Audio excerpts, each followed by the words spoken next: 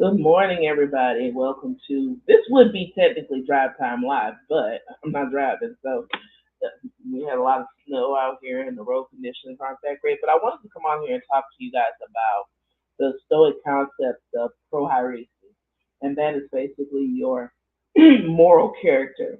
And what happens a lot of times, especially in this current climate, our external world is always challenging our internal logic, our internal models and modes of ethics and morals and values.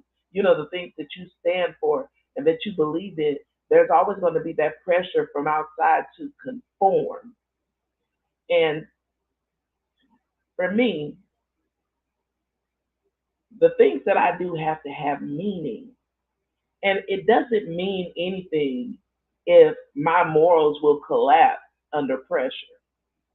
And I want you to know, particularly if you are encountering challenges with your family, work, school, wherever you are, that you can make it, you can do this, you can stand on your integrity, you can stand on your values, and you are not alone. You know, the Bible tells us that the Lord your God is with you wherever you go. And so just remember that.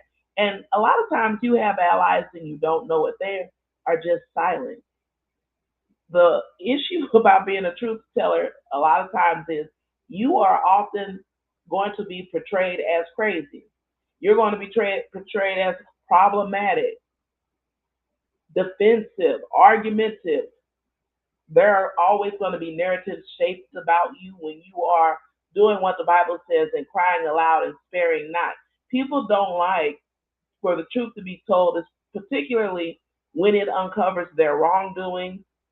They want their transgressions to remain covered up, but the Bible tells us to show the transgressions of Israel. That means for all of us, period, we're not hiding your misdeeds and misconduct under a bushel. And we can get into this whole thing, but well, the truth is subjective. There's your truth, my truth. Listen, don't entertain any of that. You don't suffer from a moral dilemma, and neither do they. The fact of the matter is, if you're in a particular situation where you're dealing with gaslighting, you're dealing with people trying to convince you that you are the problem and you know you are not, that's the same thing that happened with the people who were crying aloud about 9/11.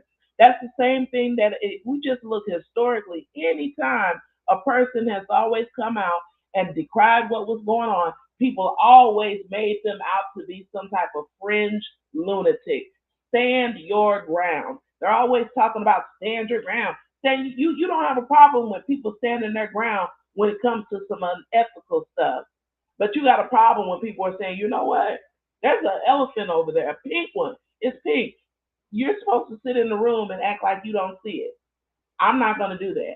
And you don't have to either. Because one thing about it, whatever happens, whether I stand, whether I fall, I know one thing. I'm not going to compromise on my integrity. I'm not going, I always think about, I use the Game of Thrones analogies all the time. And for me, it's the Ned Stark thing. It's, are you going to die on a lie? And that's what happened. Trying to preserve your job, trying to save whatever it is you think you're saving. It ultimately falls anyway. His family was destroyed and still killed. Yeah, some of the kids survived, and you could say came out in the end. But look at the hell that they went through. My point is, in this system, you're gonna go through hell anyway. But at least go out with your integrity intact. And I don't think he died without his integrity intact because to die for your family is a noble thing. The desire for truth is a real thing. And so maybe professionally you die a professional death in a sense. But in the physical, are you dead? The Most High tells us that if Christ told us that if the Most High provides for the sparrow, you don't think He's going to provide for you. And has He let you down before? You're not outside. You're not homeless. You're not shaken, and if you are, you're still not dead. You can recover.